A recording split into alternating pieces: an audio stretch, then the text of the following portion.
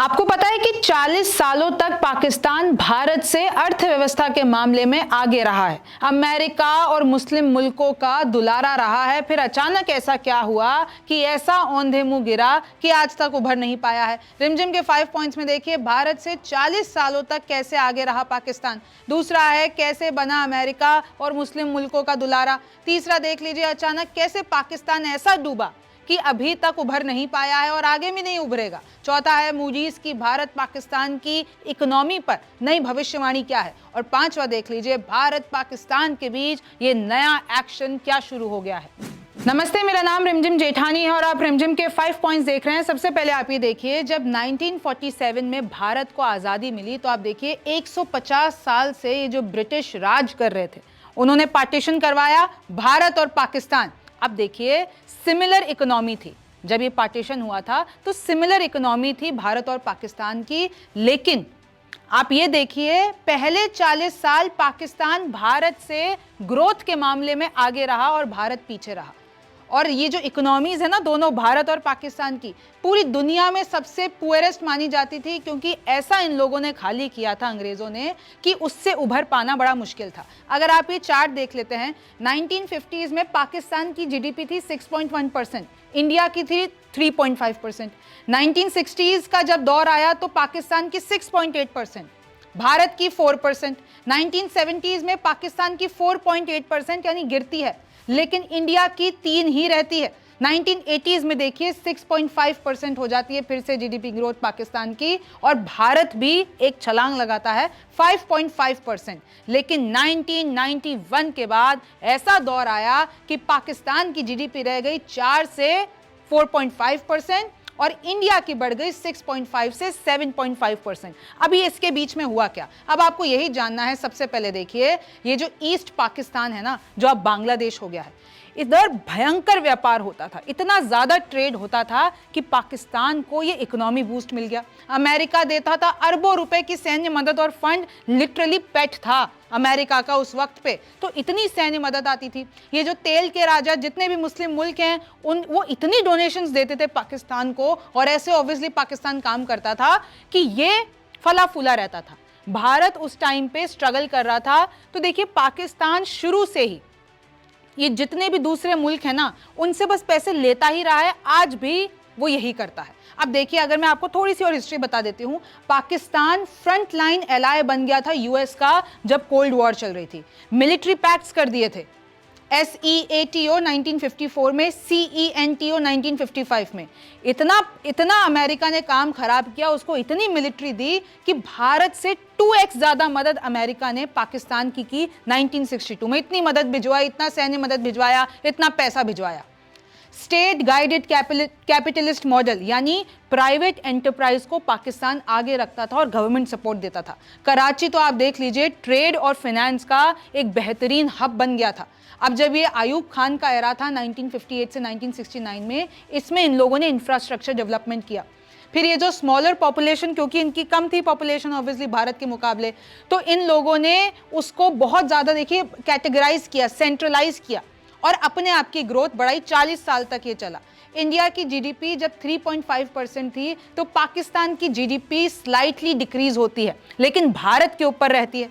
फिर ये जो 1971 में झटका लगा पाकिस्तान को, ये जब ईस्ट पाकिस्तान बांग्लादेश बन गया, तब पाकिस्तान की इकोनॉमिकली और पॉलिटिकली एक बड़ा झटका लगा। लेकिन फिर भी ये जो मॉडर्न डे पाकिस्तान था, उसका जो एग्रीकल्चर सेक्टर था, उसने उसको मजबूत बनाए रखा। और देखिए, हायर ग्रोथ इसलिए क्योंकि उसको बहुत ज़्यादा फंड मिलता था मुस्लिम मुल्कों से। और जो उस वक्त पे भारत की क्या स्थिति थी भाई, हमको ऑयल शॉक्स लग गए थे, लाइसेंस राज आ गया था, हैवी ब्यूरोक्रेसी हो गई थी, तो हम बढ़ रहे थे, लेकिन हम धीरे धीरे और स्टेबल तरीके से बढ़ रहे थे। फिर इंडिया ने फाइनली ऐसी जंप लगाई, जीडीपी हमारी 5.5% से 6% हो गई। लेकिन तब भी पाकिस्तान में ये जो जिया उल हक की मिलिट्री रिजीम थी, उन्होंने काफ़ी हद तक पाकिस्तान की ग्रोथ को पकड़े रखा 1977 से 1988 तक।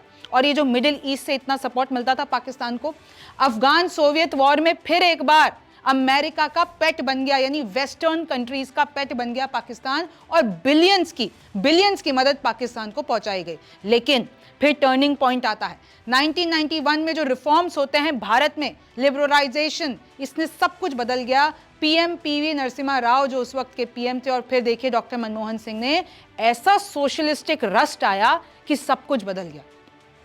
हमारे लिए ग्लोबल ट्रेड के रास्ते खुल गए, फॉरेन इन्वेस्टमेंट आया, डीरेगुलेटेड इंडस्ट्रीज हुई। इंडिया की ग्रोथ ने धीरे धीरे पाकिस्तान को ऐसा पीछे छोड़ा कि अब आप आंकड़े देखिए। 2024 में इंडिया की जीडीपी $4.2 ट्रिलियन, आप देखिए, और पाकिस्तान की कितनी है? $374 बिलियन। हम लोग यहाँ पे ट्रिलियन में हैं, ये लोग बिलियन में हैं। वर्ल्ड बैंक ने बताया 2022 में भाई पाकिस्तान की जो जीडीपी है उससे 800% ज्यादा भारत की जीडीपी है। तो देखिए कैसा, मैंने जो पहली लाइन बोली थी ना कि ऐसा औंधे मुंह गिरा 1991 के बाद कि वो आज तक भी उभर नहीं पाया है। ये देखिए फर्स्ट पोस्ट का, ये मैं आपको पूरा ग्राफिक बता रही हूँ। जीडीपी के मामले में भारत तो है $4.2 ट्रिलियन और ये है $374 बिलियन। पॉपुलेशन में हम हैं 1.4 बिलियन, ये लोग हैं 0.3 बिलियन। डिफेंस बजट अप्रॉक्स कितना है? $77 बिलियन, और इनका कितना है? $7.6 बिलियन। ये देखिए इतनी सी, ये हमारी रेखा देख लीजिए और इनकी देख लीजिए। फॉरेन रिजर्व भारत के पास है $677 बिलियन, और पाकिस्तान के पास कितना है? $15.6 बिलियन। और इतना भयंकर कर्ज में डूबा हुआ है, ये इतना भयंकर कर्ज में डूबा हुआ है कि अभी उसको उभरने के लिए भी बहुत समय लग जाएगा। आप ये देख लीजिए, अगर हम एक्सपोर्ट्स की बात कर लेते हैं, 2023 का आंकड़ा सामने है भाई, भारत का एक्सपोर्ट $779 बिलियन, तो पाकिस्तान का कितना? 35, यानी 17 टाइम ज्यादा है पाकिस्तान से। 2023 का आंकड़ा मैं बता रही हूं। और तो और अगर मैं बेरोजगारी का आंकड़ा निकाल लेती हूं, अनएम्प्लॉयमेंट डेटा ये बताता है 2025 में भारत का जो अनएम्प्लॉयमेंट परसेंट है वो है 4.9%, जबकि भारत का 2018 में कितना था? 8.9%। तो वहां से लेकर यहां तक भारत ने बहुत विकास किया है। पाकिस्तान का जहां पर 2018 में 5.8% था, वो आज 8 हो गया। मतलब इसका रिवर्स हो गया है कि पहले 40 साल तो बहुत फलता फूलता रहा। तो इससे क्या पता चलता है कि जितनी आप बाहर से मदद मांगोगे वो बहुत कम समय के लिए, ये जो एड ड्रिवन ग्रोथ होती है बहुत कम समय के लिए होती है। अगर आप भारत की बात करते हो कि भाई हमें समय लगा, वो 40 साल हम पाकिस्तान से पीछे रहे, लेकिन हमने जो हमारी ताकत को बनाया, हमने जो स्टेबिलिटी लाई, वो आज तक भी आप देख लीजिए। आपको पता है ना कि हमने जापान को भी पीछे छोड़ दिया है। 4th largest economy in the world Bharat. और कैसे ये जो डेमोक्रेटिक, और देखिए क्योंकि वहां पर ये भी चीज थी कि उन लोगों ने हमेशा से गलत रास्ते अपनाए, आतंकवाद का साथ दिया। आप देख लीजिए, मैं आपको बता रही हूँ। यूनाइटेड स्टेट्स की देखिए $30 ट्रिलियन, चाइना की $19 ट्रिलियन, जर्मनी की $4 ट्रिलियन, और इंडिया की $4.187 ट्रिलियन। और ये बताया जा रहा है 2028 तक हम जर्मनी को भी पीछे छोड़ सकते हैं और हम दुनिया की तीसरी सबसे बड़ी अर्थव्यवस्था बन जाएंगे। और इस लिस्ट में तो आप भूल जाइए कि भारत के आजू बाजू भी नहीं है पाकिस्तान है कोई 45 नंबर पर। हम अगर चौथे नंबर पे हैं ग्लोबल रैंक में, ये है 45 नंबर पर। हमारी जीडीपी $4.19 ट्रिलियन है, तो इनकी $312 बिलियन है। हमारी ग्रोथ 6.2% है, तो पाकिस्तान की 2.6% है। तो देखिए कितना अंतर है। और मूडीज ने भी ये बता दिया है कि अगर गलती से भी पाकिस्तान ने किसी भी तरीके से भारत से पंगा ले लिया, सिर्फ ये लोग धमकी देते रहते हैं, न्यूक्लियर बम छोड़ देंगे, ये कर देंगे, बदला ले लेंगे, ये कर देंगे, लेकिन अगर इन्होंने बदला लेने की सोची है अभी, तो अगर सच में इन लोगों ने एक्शन प्लान बना लिया तो ये टिक नहीं पाएंगे। इनका जो escalating Pakistan India tension would way on Pakistan growth. Pakistan की जो ग्रोथ है इकोनॉमी पे है, सबसे बड़ा झटका लगेगा। भारत को इतना फर्क नहीं पड़ेगा। हालांकि एक और चीज सामने आई है कि इसी मूडी रेटिंग में बताया गया है कि भाई जो हमारी जीडीपी जो ग्रोथ रेट है वो 6.5% प्रिडिक्ट की गई थी, लेकिन वो 6.3% हो सकती है। और इसमें भी मूडी ने ये बताया है कि अभी जो यूएस पॉलिसी, ये जो टैरिफ वॉर, मैंने आपको बताया कि कैसे ट्रंप के चक्कर में पूरी दुनिया को रायता समेटना पड़ता है, तो उसके कारण जो हमारी जीडीपी है वो थोड़ी कॉन्ट्रैक्ट हो गई है, कम हो गई है। लेकिन वो इसमें यह भी बताया गया है कि 2026 तक वापस वो 6.5% पे आ जाएगी। अब आप देखिए भारत ने बड़े एक्शन ले लिए हैं। आपको पता है ना, कल ही मैंने आपको बताया भाई मॉक ड्रिल होंगी, आपको तैयार किया जाएगा कि अगर कोई भी इमरजेंसी सिचुएशन आ जाती है कि एयर से कहीं हमला हो जाए, कोई ऐसी वॉर लाइक सिचुएशन हो जाती है, अगर सबसे पहले तो आपको पैनिक नहीं करना है, लेकिन अगर हो जाती है तो आपको कैसे तैयारी रखनी है। मई 7 को पूरे देश में मॉक ड्रिल्स होने वाली हैं, आज से उसकी तैयारियां शुरू हुई। ये जो है आपको विजुअल दिख रहा है, आपको साइड में भी चला देती हूँ कि बच्चे हैं भाई, टीचर उनको बता रही है कि अगर ऐसी कोई सायरन बजता है, सबसे पहले तो आप उसको आइडेंटिफाई करेंगे। उसके बाद जैसे ही वो सायरन बिना सेकंड्स गवाए हुए जो भी आपको नजदीकी सुरक्षित जगह दिख रही है, आप उधर छिप जाएंगे।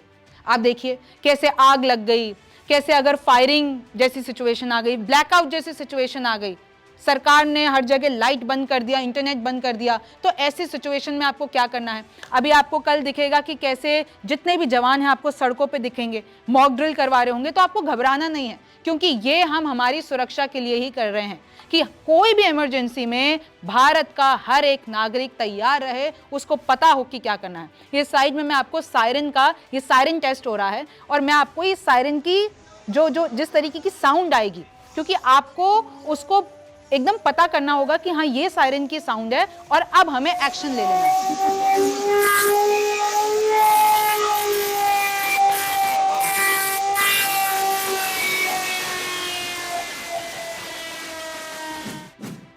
मैं आपको ये भी बता देती हूं कैसे भाई पाकिस्तान के पास क्या होता है, जब भी ऐसा कुछ वो आतंकवाद से जुड़ा हुआ, कश्मीर से जुड़ा हुआ मुद्दा होता है, तुरंत फॉरेन पावर्स पे चला जाता है, तुरंत यूएन पहुंच जाता है, कहता है कि भाई हाय हाय देखो मेरे साथ क्या हो गया, हमने तो कुछ किया भी नहीं, हम तो एकदम साफ हैं, ये भारत ही खराब है, तो आप हमारी मदद करो क्योंकि हमारे साथ अत्याचार हो रहा है। लेकिन इस बार तो ये भी पैंतरा काम नहीं आया। यूएनएससी मीटिंग होती है भाई, पाकिस्तान जाता है कि अब मैं बोलूंगा कि हमारे साथ गलत हो रहा है, हमारी इंडस्ट्री को हमारा पानी रोक दिया है, हमारे साथ ये कर रहा है भारत। लेकिन आपको पता है यूएनएससी मीटिंग में क्या हुआ है? यूएनएससी मीटिंग में लिटरली सिक्योरिटी काउंसिल ने, यूनाइटेड नेशन सिक्योरिटी काउंसिल ने फटकार लगाई है पाकिस्तान को। उनसे पूछा है, एक तो सबसे पहले ये जो फॉल्स फ्लैग है उसको नकार दिया, बोला ये एलईटी का इन्वॉल्वमेंट बताओ सबसे पहले, और कैसे ये टेररिस्ट अटैक हो गया, कैसे धर्म पूछकर पहलगाम अटैक हुआ। इनफैक्ट मैं आपको बता दूं कि इन लोगों को ये जो इंटरनलाइज करने की, इंटरनेशनलाइज करने की सिचुएशन थी, भाई पाकिस्तान चाह रहा था ना कि वो लोग दखल दें, लेकिन साफ मना कर दिया यूएन ने। यूएन ने कहा ये भारत और पाकिस्तान का मामला है, आपस में सुलटाएं, और बल्कि फटकार लगाई है। तो देखिए ये जो पैंतरा है ये भी अब जीरो हो चुका है। पूरी दुनिया इस वक्त भारत के साथ खड़ी है और पाकिस्तान के साथ अब कोई नहीं होने वाला है। अब मैं वापस आ जाती हूं आपकी मॉक ड्रिल पर। अब इसमें क्या होगा भाई, देखिए अगर कल को वॉर लाइक सिचुएशन होती है तो हमें तो तैयार रहना पड़ेगा ना। वैसे तो पाकिस्तान की ऐसी कोई हिमाकत नहीं है कि वो इस तरीके का वॉर कर ले इंडिया के साथ। 4 दिन का गोला बारूद है नहीं इन लोगों के पास, पर फिर भी भाई हमें तो हमारी तैयारी रखनी है। तो भाई स्विच ऑफ हो जाएंगी, पूरा ब्लैकआउट हो जाएगा, उसमें आपको ध्यान रखना है कि अपना फ़ोन नहीं चलाना है। सिविलियंस को प्रैक्टिस कराई जाएगी कि आपको इवैक्यूएशन कैसे करना है, शेल्टर के अंदर कैसे छुपना है, और कौन से सायरन्स बजेंगे उसके हिसाब से आपको रियल टाइम कैसे अपने आजू बाजू महिलाओं को बचाना है, कैसे बुजुर्गों को बचाना है, कैसे बच्चों को बचाना है। इनफैक्ट खबर तो ये भी आ रही है सूत्रों के हवाले से कि अभी तो विदेश जाने के लिए भी मना कर दिया है सरकार ने कि अभी रुक जाओ। ये कोल्ड वॉर में भी देखिए ऐसे मेथड्स इस्तेमाल किए जाते हैं। फिर 1971 की मैं आपको बात बता देती हूँ, उसके बाद से आज 54 साल हो गए हैं और अभी भारत में ऐसी सिचुएशन। और देखिए मॉक ड्रिल का अनाउंसमेंट हो जाना, सरकार लिटरली वीडियो ले आई है कि मॉक ड्रिल के टाइम आपको क्या करना है, और अब ये होती रहेंगी, आपको तैयार करने के लिए होती रहेंगी। ब्लैकआउट हो सकता है, और इसमें सबसे ज्यादा जो रिस्पॉन्सिबल है, सबसे ज्यादा जिसको सतर्कता दिखानी है वो आप लोग हैं। सबसे पहले तो आपको काम रहना है, जो लोकल इंस्ट्रक्शंस आपको मिले हैं वो देने हैं। अच्छा, आपके पास कोई भी ऐसा बेसिक सप्लाईज है, अभी से एक बैग बना के रख लीजिए, उसमें पानी, मेडिसिन, फ्लैशलाइट, जो भी आपकी ज़रूरत की चीज़ें हैं उसको पैक कर लीजिए कि कोई भी ऐसी आपको कहीं पे भी शेल्टर लेना पड़ जाए तो बैग उठाओ और भाग जाओ, अपने लोगों को उठाओ और निकल जाओ। तो ऐसी बेसिक सप्लाईज आपको अपने घर में, अपने उस बैग में रखनी है।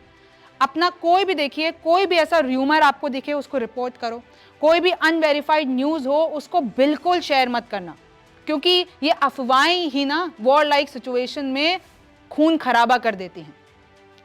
कोई पैनिक करने की स्थिति नहीं है अगर अचानक से हर जगह लाइट चली जाती है, पूरी जगह अंधेरा हो जाता है, क्योंकि भाई दुश्मनों को दिखेगा नहीं तो वो कैसे हमला करेंगे। ये एक टैक्टिक होती है, पूरा ब्लैकआउट कर देता है कि अगर उनके कोई भी हथियार है, उनको कोई भी ऐसा कुछ भी ऐसा करना है तो उनको दिखे ही ना कुछ। ये हमने 1971 जो वॉर हुआ था उसमें भी हमने ये चीजें की थी। अच्छा, जब ऐसा कुछ हो, जब सायरन बज जाए या फिर ब्लैकआउट हो जाए या फिर अनाउंसमेंट हो जाए, तो आपको किसी भी और चीज़ को छोड़ के अपने अपडेट्स चेक करने हैं। रेडियो पे क्या कहा जा रहा है, गवर्नमेंट चैनल्स क्या कह रहे हैं, क्योंकि वहाँ से आपको ऑफिशियल जानकारी मिलेगी। तो सबसे पहले आपको ये करना है। और सबसे बड़ी बात यहाँ पर हो गई, घबराना नहीं है।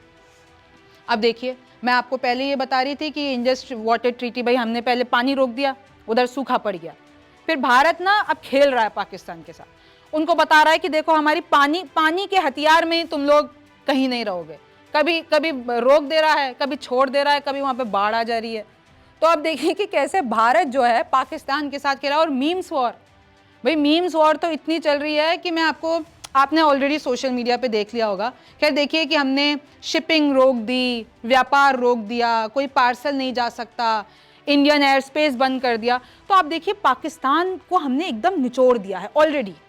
अब उसके पास इतनी क्षमता ही नहीं है कि वो ऐसी कोई सिचुएशन हमारे लिए क्रिएट कर सके। ये जो IMF जिसके भरोसे पाकिस्तान उछलता है, 24 से 25वीं ऐसी खेप है जो IMF ऑलरेडी दे चुका है पाकिस्तान को, क्योंकि वो मदद के सहारे ही चला है हमेशा। अब भारत ने वहां पे भी अटैक कर दिया है, IMF को तैयार कर रहा है कि भाई इनको पैसा देना बंद करो। अब ये जाएगा कहाँ, कुछ हो ही नहीं सकता है अब। इनफैक्ट देखिए, एक मोदी बंकर्स, क्योंकि आपको पता है जो जम्मू कश्मीर का हमारा पूरा इलाका है बॉर्डर से सबसे ज़्यादा सेंसिटिव जोन है। तो लिटरली वहाँ पर मोदी बंकर्स बनाए गए हैं, उसके अंदर लोग अपने अब वापस से उस पर काम शुरू हो गया, लोग उसको वापस से तरोताज़ा कर रहे हैं, उसमें स्टॉक अपने भर रहे हैं कि कोई भी ऐसी सिचुएशन आती है। मैं आपको दिखा भी देती हूँ, ये देखिए कि कोई भी ऐसी सिचुएशन आती है, इसके नीचे अगर आप जाएंगे कि भाई अगर कोई सायरन बजने लगते हैं, कोई हमला होता है, तो वहाँ पे जितनी भी जनता रहती है वो सब अपने आप को बचाने के लिए इन बंकर्स में चले जाएंगे। इन बंकर्स में ऑलरेडी सारी चीज़ों की व्यवस्था कर दी गई है, चाहे आपके खाने पीने का मामला हो, मेडिसिन हो, आपके गद्दे हों, तो ऐसी सारी सुविधाएं यहाँ पर। अब वहाँ पर लोगों ने इस चीज़ को और ज़्यादा तेज़ करने का प्रयास शुरू कर दिया है, ताकि ऐसी कोई भी सिचुएशन आती है तो हम लोग तैयार रहें। अच्छा, आपको पता है UNSC की मीटिंग हुई, वहाँ पर UNSC ने फटकार लगा दी पाकिस्तान को, उसी से सवाल पूछ लिए। लेकिन कांग्रेस के शशि थरूर का ये कहना है कि भाई जो चाइना है ना, वो अपना वीटो इस्तेमाल कर लेगा। अगर UNSC चाहे भी ना कि कोई रेजोल्यूशन पाकिस्तान के खिलाफ निकाल दे, तो ये चीन ऐसा नहीं करने देगा, क्योंकि चीन की भी तो बड़ी दुश्मनी है ना भारत के साथ। तो चीन तो प्रयास करेगा कि पाकिस्तान के साथ खड़े रहें। वो देख लीजिए तुर्की के एर्दोगन, वो भी वहाँ पे खड़े हुए हैं, अजरबैजान भी खड़ा हुआ है, मलेशिया भी पाकिस्तान का साथ दे रहा है। लेकिन इन सब की जो ताकतें हैं वो ज़ीरो होने वाली है, क्योंकि भारत की तैयारी पूरी है, आपकी और हमारी तैयारी पूरी है। बस आपको सतर्क रहना है, आसपास अपने लोगों का ध्यान रखना है और पैनिक नहीं करना है। इस पे आगे क्या होगा ये तो वक्त बताएगा। आप रिमझिम के 5 पॉइंट्स देख रहे थे, मेरा नाम रिमझिम जेठानी है, आपसे फिर मुलाकात होगी।